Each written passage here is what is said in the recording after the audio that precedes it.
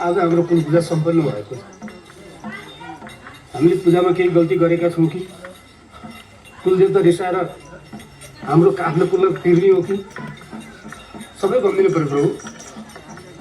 हाम्रो कुलमा एकजनाले गर्दा सबैलाई बिरल लाग्छ।